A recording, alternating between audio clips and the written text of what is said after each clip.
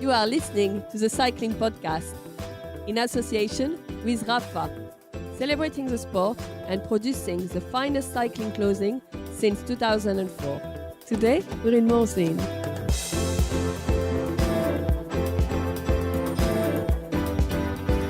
Where are we, Lionel? We're in Morzine, Richard, by the river, underneath the mountains, outside the Palais des Sports. And the rain has stopped. At last. We got very wet this afternoon, didn't we? My shoes are extremely wet. I'm squelching as I walk around. You can probably hear me. Give us a tale of the attack, please, Lionel. OK, the penultimate stage of the Tour de France, stage 20 from Megève to Morzine, 146.5 kilometres. The last stage in the Alps, of course. It was rainy on and off, and particularly heavy rain in the final couple of hours of racing. A huge break of 37, I think it was, went clear. A lot of the usual suspects in it, including Jarlinson, Pantano, Pierre Rolland, Julian Alaphilippe, Rui Costa, Vincenzo, Nibali, Thomas de Gendt and Ion Izaguirre, remember that name.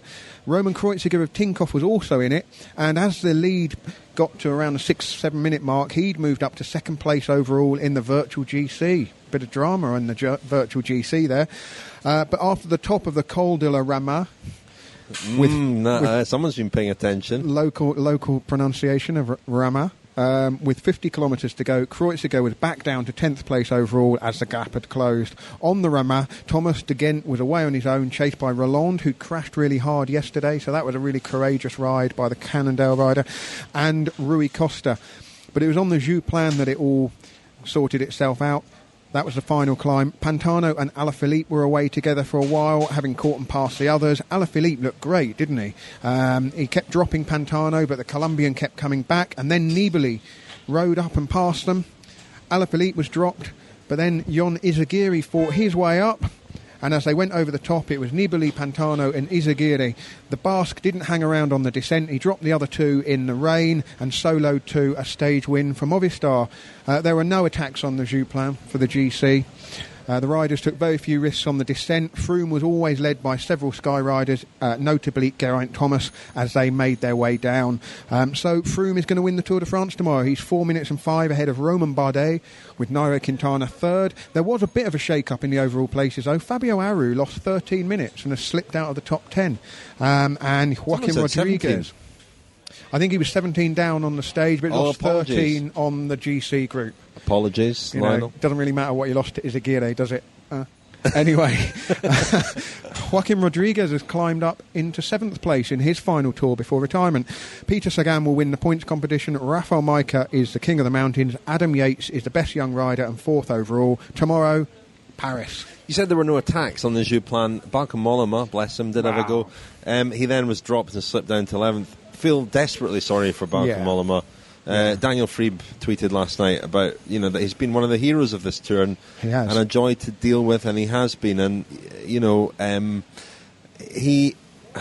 it's a real shame he couldn't hang on to his podium position, because I think the way he'd ridden up till Friday really merited finishing on the podium. And it's an odd podium in a way. I mean, Chris Froome in his press conference paid tribute to the way that Bardet had ridden the race, and you could say he rode it in a similar way to the way that Nibali rode the Giro, really saving his bullets for these 4 days in the Alps that everybody said would be crucial. Froome, of course, came to the Alps already with a huge cushion, but the shake-up behind him has been quite dramatic. The way that that's changed over the last few days in the Alps, it's the consolation. These are the consolation prizes, of course. But Bardet in second and Quintana third. And, before we got to the Alps, that wouldn't have been necessarily people's prediction. No, well, yesterday, every single position in the top 10, except Chris Froome's first place, changed hands. And today there was another little shake-up. Bardet, had the weather not been quite so bad today, he may well have tried again. But I think the problem was that the rain was so heavy, the descent was so treacherous, it was actually too much of a risk to take. Had it been a little bit half and half as it was yesterday, maybe rain with the roads wet and dry, or just less standing water on the roads, there would have been more of an incentive. But they were picking their way down so gingerly, weren't they? And I think by then you're holding a good hand and you stick with what you've got. I mean, had Bardet gone and taken risks that might have cost him his second place overall, if he'd crashed, Froome wouldn't have had to follow him. He could have just picked his line down. and taking it very easily. I said to you, Lionel, as we drove the course today, this was a tough stage, and with lots of sort of potential hazards. The climbs were hard, the descents were difficult, and to finish the race effectively with a descent down to Morzine was a very bold move. It didn't really come off, in the sense that, as you say, I think conditions were too dangerous to really encourage actual racing down there. And had it been drier, maybe we would have seen people racing down into Morzine, and it would have been very dramatic. As it was a little bit of a damp squib, I think. It was, yeah. A great battle for the stage win, and that was really good. Alaphilippe has been fantastic this tour. The way he's ridden, the attitude he's had has been great. Pantano's been also extremely strong, and unusual for a Colombian that he's got good racecraft, and he's not necessarily always the quickest uphill, and he's pretty good at pacing himself and going downhill as well.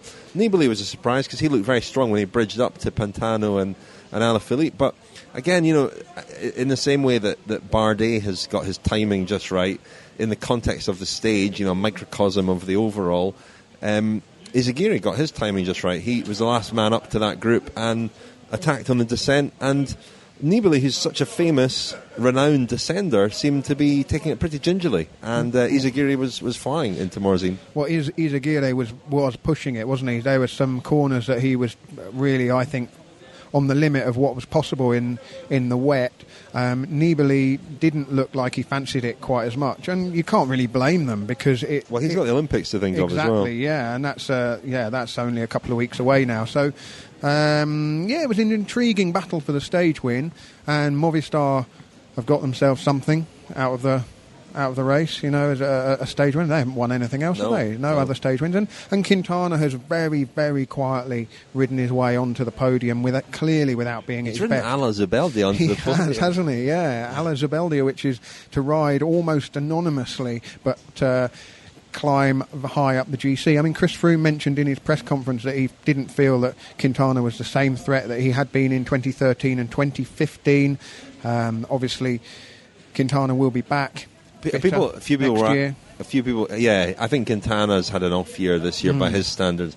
A few people were asking on Twitter who's been the most Ala Zubeldia rider in the tour. And in past years, it has been a Balcamolam. Actually, he's been sort of Ala Zubeldia. It's very disrespectful that, because Jaime Zubeldia is an extremely good rider, very consistent over many years, and he's also a very nice chap.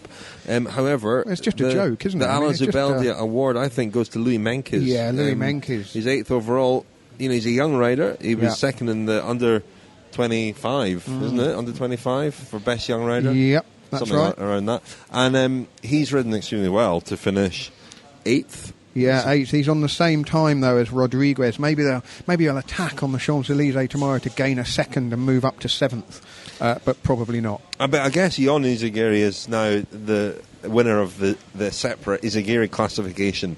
Oh. He wins best Izaguirre jersey. He does indeed, yeah. I think a stage win means that wherever they are in the overall, I can see Ion Izaguirre is 47. You had one job, Lionel. Yeah, well, you had one job, and that was to keep your eye on the Izaguirre classification. I have more than one job, unfortunately, Rich. Well, listen, while you're searching for that, I spoke to Luke Rowe on the finish line. He's been a valuable teammate to Chris Froome, of course, and he'd literally just crossed the line when I caught up with him. Here is Luke Rowe. I don't know if you know, but Chris obviously had an uneventful day today, and he's won the tour effectively. Did you say uneventful? Well, pretty uneventful. Relative to yesterday. Yeah, no, I think it was, with the lead he had, it was just always a case of, staying on the side of caution. We said even on the descents, even on the uphills, nothing crazy all day, and you've won the Tour de France. We're in the position where we didn't have to do anything crazy, just a case of 145 kilometre team time trial, and not lose. You still wouldn't lose 4 minutes. So we rode, sensibly, and in the descents didn't take any risks, and we've done it finally. And was it last night? Was there, when you looked at what had happened, it must have made today quite a nervous proposition. Yeah, but I mean, it's not over till the fat lady sings, and I think just having that little tumble yesterday just made you realise, anything can happen, and it just makes you realise how brittle we are, and it can all be over like that. 3 weeks hard work. So yeah, it did, put a bit of nerves in the team, but I wouldn't say we were nervous before the stage. We're just looking forward to just getting it done and bringing it home. We kept saying. So the very mature Luke Rowe. It's been, I remember when he turned pro for Team Sky, 2012 I think it was, and he was a kid, and he's matured very impressively over the few years since then, and become a very valuable member of the team, and a road captain, as we've mentioned before. And yeah, he wasn't sure exactly. I said to him, it was an uneventful day for Chris Froome, and he thought I said another eventful day. So it was a moment of brief panic, but he was obviously happy that Froome had come home safely. And can you give us an Izaguirre update? I can, yeah. A bit of breaking news from 3 days ago. Gorka Izaguirre pulled out of the Tour after a crash very early on Wednesday's stage. In the first kilometre. Pretty disappointed to have not Shouldn't kept that up have been with in the tail of the etape that day? Well, been very slack with the Izaguirre classification. That does ring a bell, actually. I do remember reading that, but I think events overtook us, and I've really not had my eye on the Izaguirre. No, because that was one thing that you were supposed to be keeping an eye on. I know. Lionel. I know. But on what day could we disappointing. What day could we have mentioned that? Really, it's a shame to end the Tour on such a bum note. I know. With coverage of the Izaguirre classification. I hope he's all right, Gorka. Yeah, well, it does mean that his brother Jon is a convincing winner in the Izaguirre classification, stage win and 47th overall at the moment, I think. So well done to him. Well done, Jon. You are listening to the Cycling Podcast in association with Rafa. Whoever you are, wherever you ride, whatever the reason, Rafa exists to improve your ride. With the finest kit, inspiring stories, and vibrant clubhouses and communities all over the world. See rafa.cc for more information. A reminder that you can become a friend of the Cycling Podcast and gain access to 11 Friends specials. We have released 8 this year, and we released 11 last year. And most nights on the Tour de France we're playing short extracts from those specials. Tonight's is from last year, and it is our PERC, the Podcast Independent Reform Commission. It was our response to the Cirque, which was obviously the UCI's investigation into doping. And this was a huge 2-hour plus episode, exhaustive look at the subject of doping and where we're at now. Let's hear a little extract from that. Without ethics, without integrity, it's not sport, it's theatre, or worse, it's pantomime. They feel like, well, what am I going to contribute? I've never even seen a needle. I've never even seen doping occur. You cannot solve a problem of doping with still the same people in the sport. What I criticize is a journalism which is influenced by particular marketing interests, which is not independent enough. I trust them, and I believe that what they're doing it clean. Become a friend of the podcast for 2016. For £10, you'll have access to our Friends specials. 11 in-depth episodes that will take you even further inside the sport. All our Friends specials are now available on your mobile device. Our 2015 Friends specials are also still available for £5. To sign up, visit www.thecyclingpodcast.com.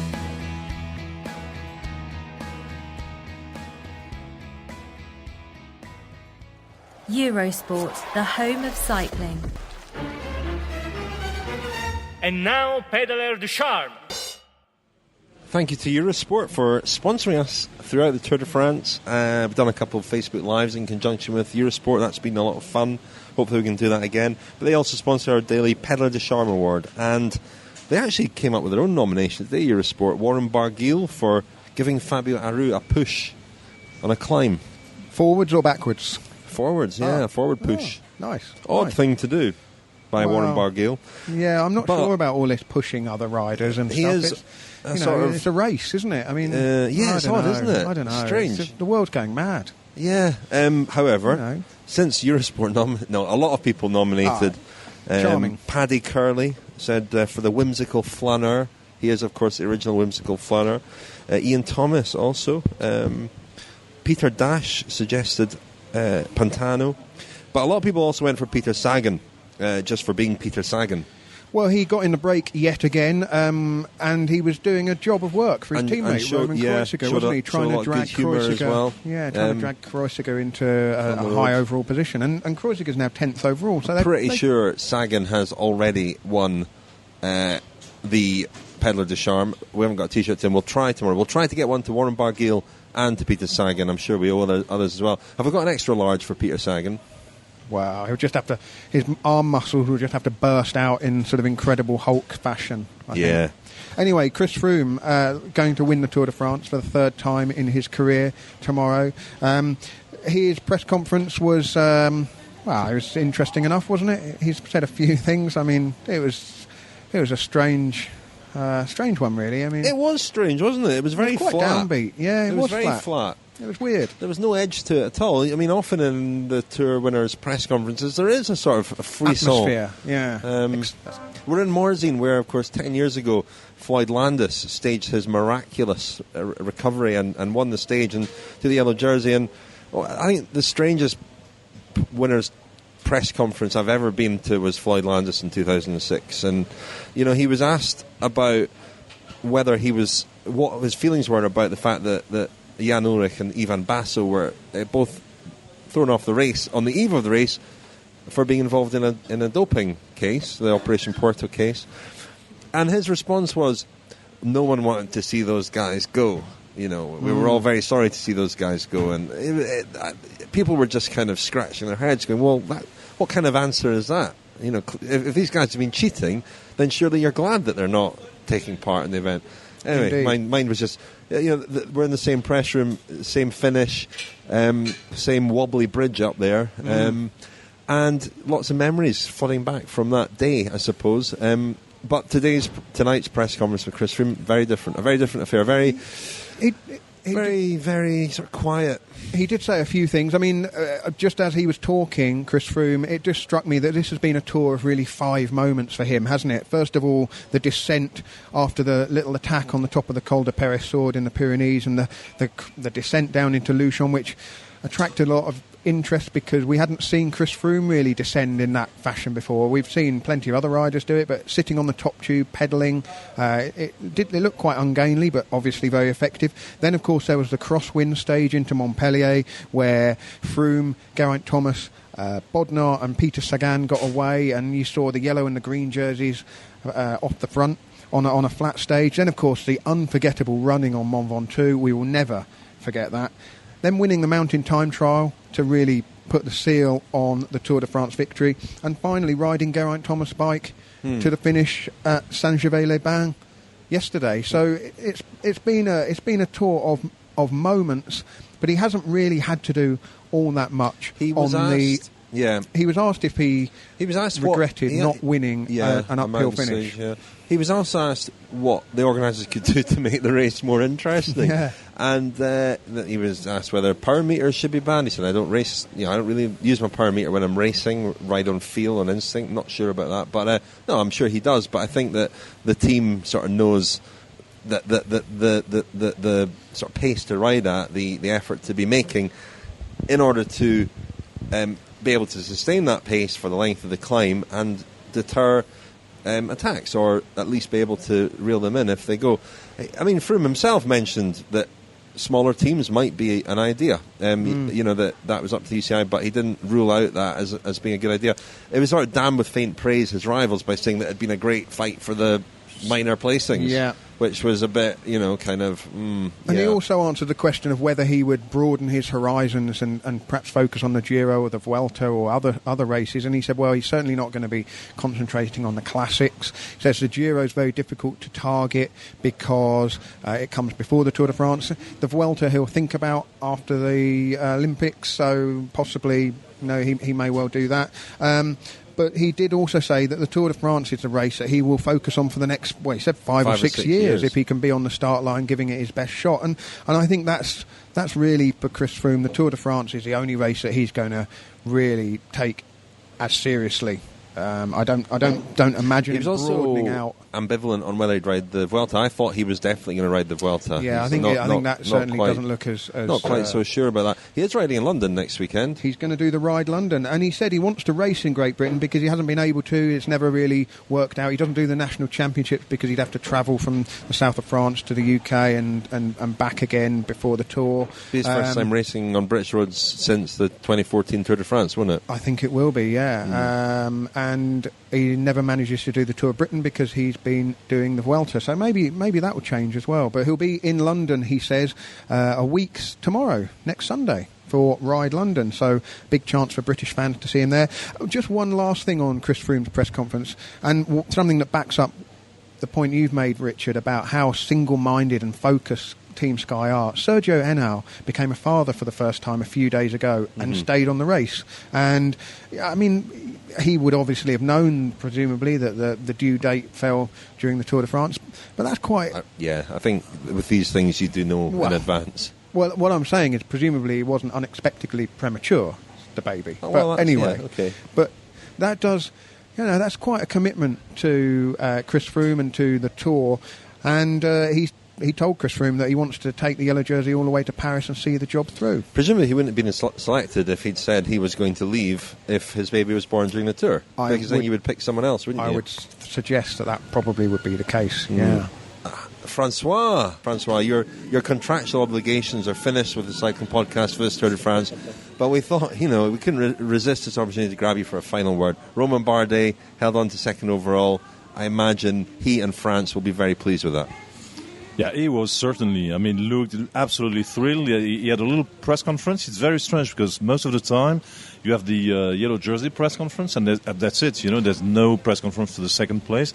But there was a little, how could I say, French exception today, and he had his press conference. Yeah, he looks really thrilled, delighted. He explained why it happened. He was, lots of hard work, and also the interesting thing is, he said, and that's something I tend to hear more and more often from riders.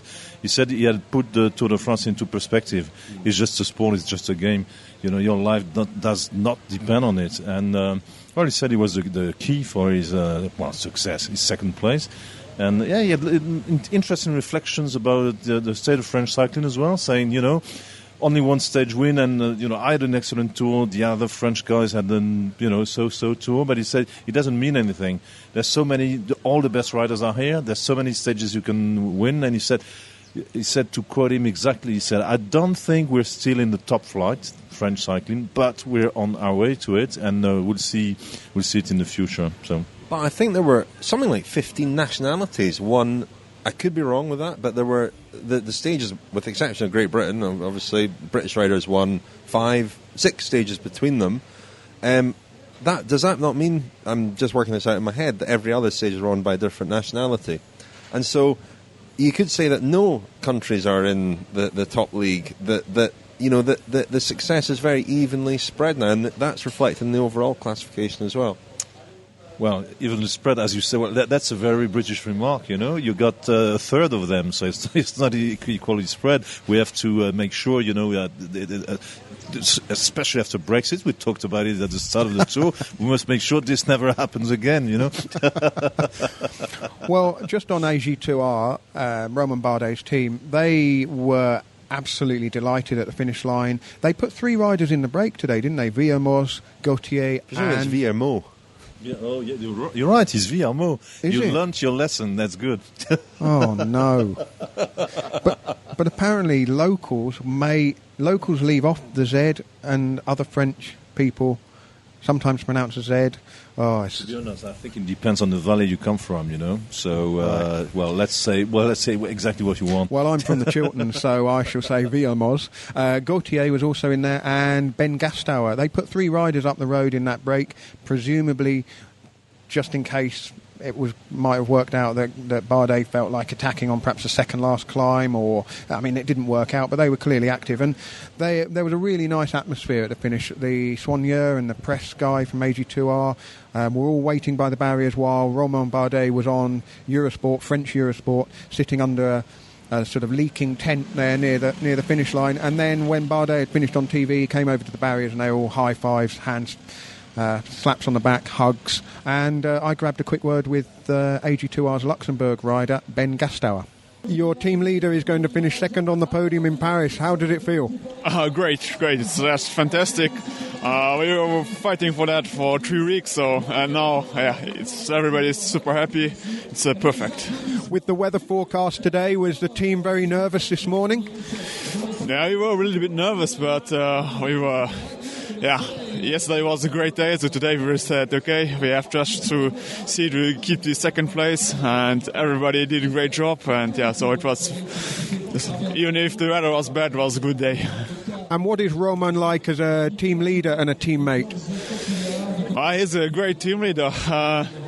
He says what he wants, and everybody is doing it, and everybody was believing in him, and so it was a great team for all the 3 weeks, and we were all fighting for him, and the result is perfect. And do you think this will give him the belief that he can win the Tour de France one day? The whole of France will be willing it to happen, won't they?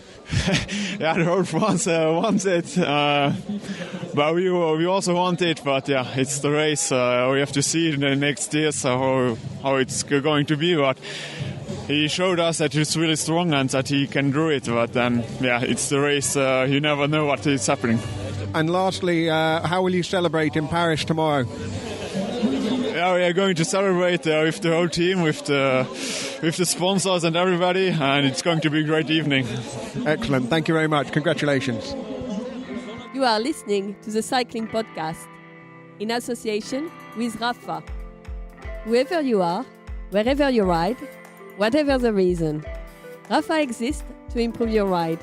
With the finest kit, inspiring stories, and vibrant clubhouses and communities all over the world. See rafa.cc for more information.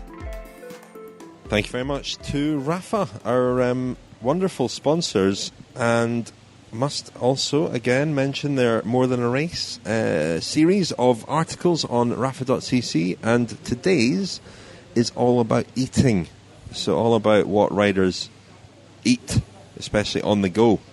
That's quite loose. We're just scrolling through it now, aren't we, Lionel? Because I must admit that I haven't looked at it yet, but it's quite interesting. Yeah, it looks Nutella, champagne. Now, mentioning that in your kilometre zero the other day. We've done a couple of kilometre zeros on food over the last couple of years, haven't we? But interesting subject, because obviously I love eating. Well, that's obvious. Francois has left us now, and we were going to play a Matt White interview. Matt White, sports director at Orica Bike Exchange, and he was cock-a-hoop at the finish because his rider Adam Yates finished fourth, just off the podium actually. He was only 19 seconds, I think, behind... 21 seconds, apologies, behind Nairo Quintana. Now, if you told Adam Yates or anybody else that Adam Yates would finish within 21 seconds of Nairo Quintana at the end of 3 weeks... Yeah, well, so, It is what it is. He probably would have said that. It is what it is, yeah. So, anyway, here is Matt White. You must be pretty happy. Yeah, over the moon. Fourth place and white jersey, and just the way he's handled the whole 3-week experience. It's been a big learning experience for him. Any wobbles? I mean, he had a difficult day, I think, yesterday. He had a mechanical problem at one point, but were there any moments where you thought, because he said all along he might have a really bad day and lose minutes. Were there moments when you thought, this is the day? Did he have a bad moment? Yeah. Well, not really. I have a lot of faith in Adam.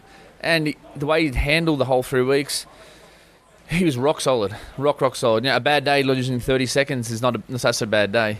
There's always things we can work on. But at the end of the day, his first Grand Tour for general classification, this is the Tour de France, and fourth place, and to be so close to the podium, it's he should be very, very proud. Is there a tiny bit of disappointment that he didn't hold on to third? Well, there's disappointment because when you're in that position, you want to try to win. You want to try to get as good a result as possible. But we're certainly not disappointed in the effort from him or the team, and we can be nothing but very, very happy and excited for the future. I said all along that he was here. His main focus was a stage win rather than GC, and GC would come if it came. Yeah. But he did say also that he recce'd the 2 time trials, and we thought, does that mean GC is in the back of his mind as well? You can tell us now. Yeah, we recon more than we let on, that's for sure. You've got to be prepared. You've got to be, and we were prepared.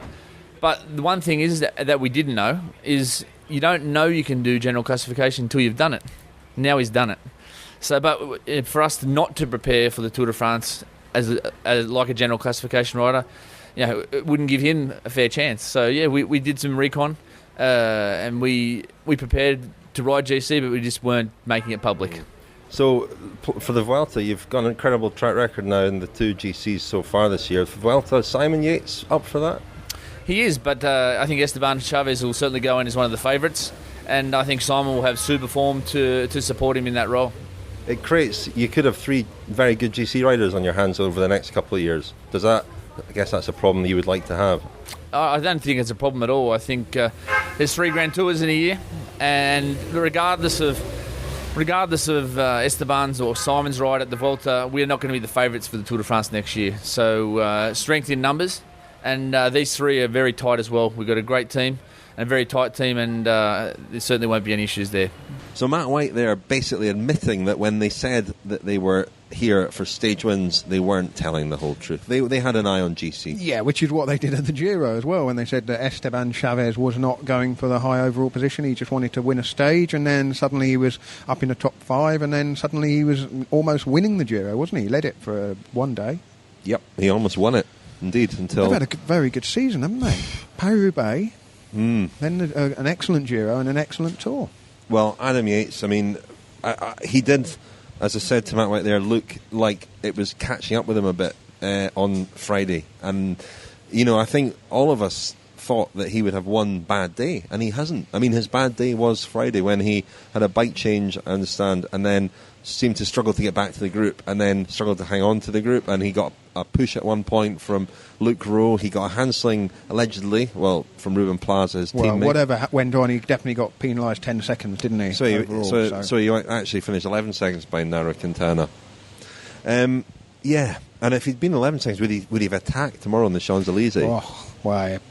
We could have got Matt Heyman over the cobbles, forcing a split, and then it would have been those great. Cobbles on the Champs-Élysées are just like Paris-Roubaix. Brutal. You said last night Adam Yates would definitely win a Grand Tour in the future. 4th place in particular, it has been claimed by lots of riders over the years who've never bettered that. I said that at our live event at the Chalet La Gieta. La Gieta, which was broadcast on Facebook Live, and I regretted saying it as soon as I'd said it, because you're absolutely right. Young riders, their first big result, then I get irritated that the narrative then becomes about, well, will they repeat that? Will they go on and get a better result? And everything becomes almost a sort of, not just a benchmark for them to repeat or beat, but almost a stick to beat them with. And so I regretted kind of saying that, really. I mean, Adam Yates is clearly a very fine talent. What I think he's got that a lot of other young riders don't have is just a temperament for these races. It's been long, it's been tough. He's been in the white jersey since the day the banner collapsed on him at the end of the first week in the Pyrenees. And although the pressure and the profile is not as intense, he still has to do a lot of that media work after the race, doesn't he? He has to go through the mix zone and talk to the TV and then the radio and then the print journalists, and that all takes time. And he's there, at the stage finishes well after his team bus will have gone, so he's getting a lift back to the hotels most nights in a team car, and all of that stress and kind of getting used to that routine. Chris Froome made the point in his press conference how much more comfortable he is with holding the yellow jersey, going through all of those protocols, and Adam Yates has had a little sample of that for a fortnight. Good experience. Experience. I compare him to Robert Miller. Robert Miller finished 4th in the Tour de France when he was 25. That was his 2nd Tour de France. This is Adam Yates' 2nd Tour de France, albeit Robert Miller won stages in 83 and 84 as well. And a similar sort of personality in some ways, taciturn, blunt, doesn't suffer fools. If you ask him a question that doesn't make sense, he will let you know, that's for sure. Quite a lot of similarities, just no nonsense, and a similar type of rider, a climber, and a little wiry climber. He's ridden, for me he's been a revelation, because I saw the Yates Brothers as guys who could win stages. As they said, as they've always said, was their goal. They are good finishers, aren't they? They've got that punch. So a surprising performance, a very good performance, a hugely encouraging performance, but still a long way to go for him to win a Grand Tour one day. Of course. Lionel, we've got a long way to go to Paris. We have, yeah. We've got to drive to Lyon, and we've got to give our hire car back, and we've got to get the TGV up to Paris in the morning in time for La Course, the women's race, of course, which will be lapping the Champs-Élysées in the afternoon. But just before we do go, Sam Bennett made it in the gruppetto.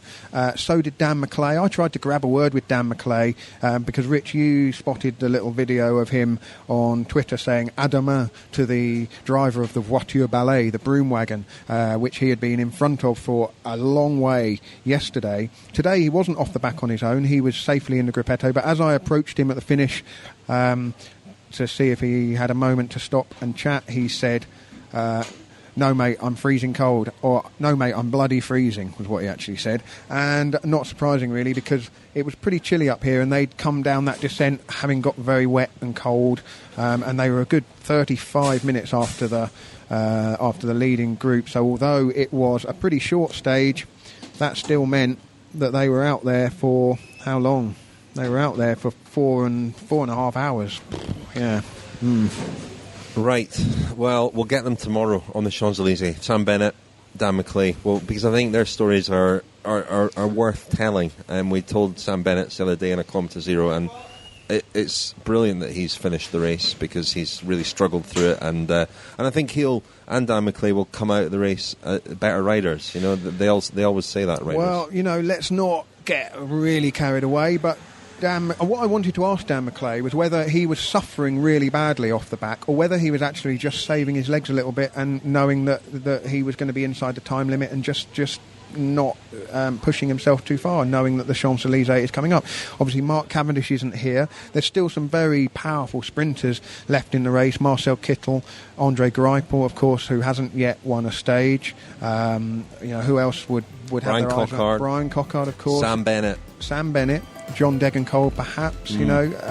So there'll be a fiercely contested sprint on the Champs-Élysées, and who knows, maybe Dan McClay will be one of them going for the line. Let's go, Lionel. Thank you very much. Let's get driving. Thank you.